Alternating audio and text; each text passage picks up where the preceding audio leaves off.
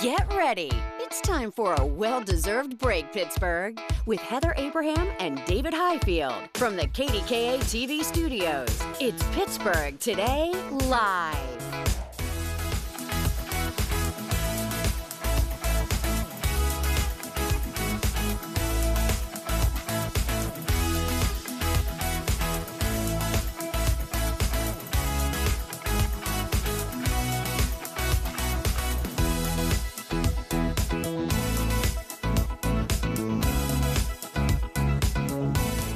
Hey everybody, it is Wednesday. Thank you so much for joining us. It is National Hugging Day, which is why Heather attacked me in the newsroom. But I enjoyed the attack. You know, I'm not really a big personal touch kind of gal, but when you told me it was the National... Literally, the moment I told you, you saw it on TV. She was like, get on over here! Let's give a hug. So anyway, hug someone special today. Is that your message to everybody?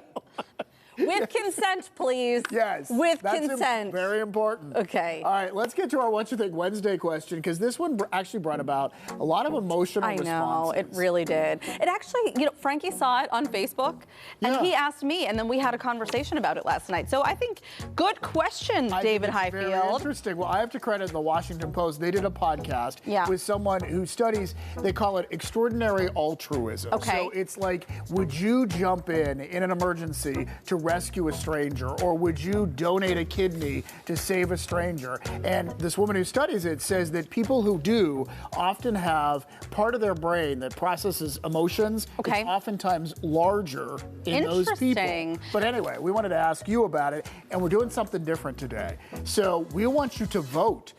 Use the QR code right there. Now. We're going to see the results of which category you fall into. In real time? In real time. So we have 3 different options. Yes, I would jump in to risk my own life to save a stranger. It would depend on the situation, or I'm not sure I'd be able to in the moment. Okay, really interesting. Oh, I can't wait to see this. Are we going to keep that up Yep, we're going to keep it up as you continue to vote. Oh my gosh, it's right there at the bottom of your screen. Okay, so let's get into the response. People are saying I'm not sure right now, and I truly think that's very much, until you're faced with the situation, I think sometimes you don't know. You'd like to think you would do it. But you don't know until you're in that. Okay, so Robert says, I don't think we would ever really know the answer to that until the moment happens. We know what we all hope we would do, but, and then ...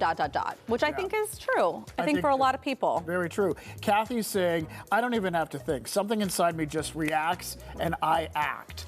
And I would hope that was the situation for me. But if someone were drowning and I know I cannot swim, I don't know what I would do. I mean, I would holler for help. I would try to find a rope or a stick. And then maybe I would jump in, but then you maybe have 2 people drowning. So I don't know. Right. Well, because you would be the one also going down. And I don't want to take down the person who's struggling and maybe has a shot to get to shore. And then all of a sudden I jump in to help and it gets worse. I think about this sometimes, actually quite often. Our photographer who was here for a very long time, Lori Sperling, who told me once that she had actually given the Heimlich on 3 different occasions. She has saved someone's life because she knew this skill. But I think part of it is having the skill set, knowing CPR, knowing how to do these things, and also being able to help in those situations. Yeah, and that doesn't put your life in jeopardy. No. We're talking about even more serious things than that. Tammy is saying, if I'm able to, absolutely. I'm more of an act first, think about it later kind of person. And I don't know how to say this, LVA, but she says Frankie would. Well, you know what? That's true. I mean, that's what he does for a living. What he does for a living. Exactly. And I feel like I don't have the science to back this up, but I do feel like there's been a lot of research, too, on first responders and how they're able to go into dangerous situations. I feel like it has something to do with, that decision-making thing that's in the front of our brain, that where you have to think through logically of something, you just go. Yeah. Well, you don't wait for that to kick in. And I also think it takes a special person to do what he does, but I also think truly, once you train for something, you know I'm as prepared as I can be. And we wanted to share one more. Tina, this is a really moving answer. Aww. And so Tina says, would I risk my life to save someone else? I'm living proof of how powerful that question really is. I have stage 5 kidney disease. I'm currently waiting for a kidney transplant. My life now depends on something extraordinary, not a machine, not medication, but the selfless decision of another human being. Oh, I love that. Yes, she went on to say, for someone like me, a kidney donor isn't just generous, they are life-saving. That single yes could mean freedom from endless medical appointments, exhaustion, and uncertainty. It could mean more time with my family, more memories, more life. People often imagine heroism as something dramatic and immediate, but sometimes heroism is quiet. If a person is choosing to help someone they may never meet, it's choosing to give someone else a future.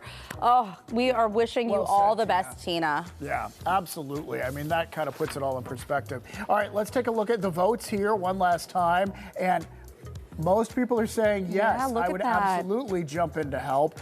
Some of you are saying it depends, and then there are a small group of people saying, I'm not sure. I mean, I really do think it kind of depends, but it's wonderful to see everybody saying yes there. Well, I think you kind of painted a really good picture, too. Like, you don't know how to swim, so in that situation, you might be able to call 911 or go get someone who could help, but you're not going to be able to actually jump into, yes. But it would be heart-wrenching not to, like, act. Good conversation.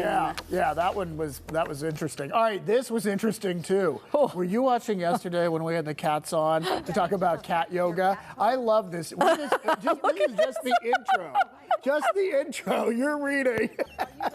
And this was Turtle. Who I think Turtle needs a new name, like little rambunctious. Or no, I think Tina, or not Tina. I think that Turtle is an explorer. Yeah, he's a very curious cat. Yes. So Lemon and Paprika were there too, and we just had a blast. So they were from Katzenat in Wexford. And what a wonderful segment. Well, we were talking about cat yoga, and I think that we managed to do one head roll. And that was it before we got distracted. But truly, they set up these yoga mats in the lounge area where all the cats are. So you get to do, and you're doing yoga and the cats are just coming up. Look at you shuffle away. Oh my gosh. I tried at one point too. And then Turtle got his claws out and like, yeah. And then took off again. That's the noise. So anyway, we are waiting for word about whether they have been adopted. We know once these adorable cats are on TV, people speak up. So hopefully we'll have some good news on them soon. All right, speaking of adorable animals, we have a bunch we want to share with you. Oh my gosh, David. Sometimes, I mean, this is quite a roll. We're going to keep it moving and we're going to get through these. So it's not how big you are, it's how big you think you are. Take, for example, this tiny deer in a zoo in Poland took on a rhino.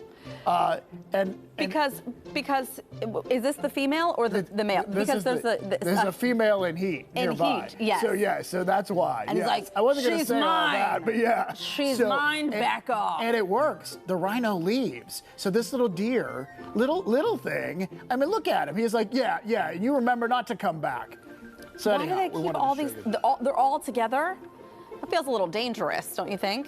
Yeah, why do they have them together? Like, let's put tiny deer and rhinos in the same area. And see what happens. Oh, wow. Well, this worked out for the tiny deer. Oh, my gosh. All right, and we have heard of things like this before, but what a wonderful situation here.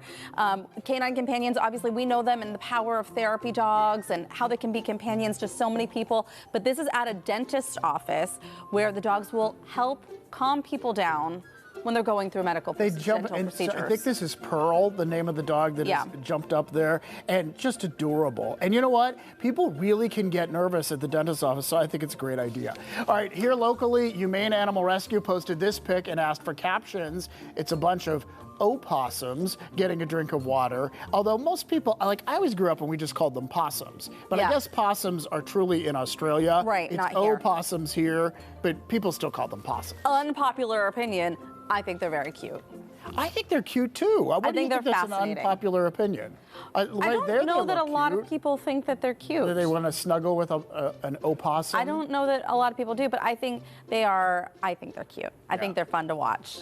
So Harp has a wildlife rehabilitation center. They do a wonderful we've in fact job. Visited before, and so that was shared from So there. capture this. Yes. I can't wait to see some of the responses. And then take a look. Let's go to Nashville, and this is what a baby aardvark looks like. That is a very long nose you got there. It is. He kind of looks like what I would think an anteater would look like with the nose. Oh my gosh, almost like a dinosaur. 4 pounds. And they don't know, they haven't released whether it's a boy or a girl at this point. All right. From there, my God. we want to go from something small to something big. A pair of giant pandas, they just debuted at a zoo in Malaysia, and they made sure they had high quality bamboo for them. They're not messing around. They thought they deserve the best bamboo the world has to offer. I'm not sure if you're allowed to hug a panda, but I would like to one day. I don't know if they want to be hugged. Probably like, not. I know it's National Hugging Day, but They're like, please don't. yes, ask for consent. Look how cute their ears are.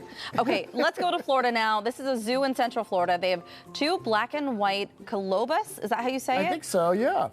They're a breed of monkeys, and they are vulnerable to extinction. And they have 2 sisters now, Zuba and Naya.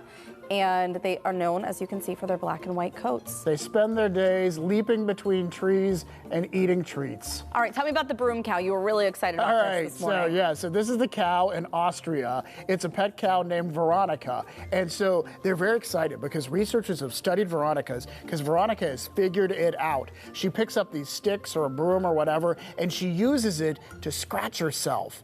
And so the fact that she can use a tool to do that, they said, like, that is remarkable for an animal to be able to do it. And there she is in action. So good job, Veronica. Oh my gosh, this is like Frankie. Yesterday he was, where's my back scratcher? I don't know. Where did you leave it last? Maybe Veronica took it. Maybe, yes. maybe. Okay, we are very pumped because one of our favorite PTL traditions is coming back. So many of you have already weighed in on this. PTL Diner Week is going to be the last week of February. We are taking recommendations now.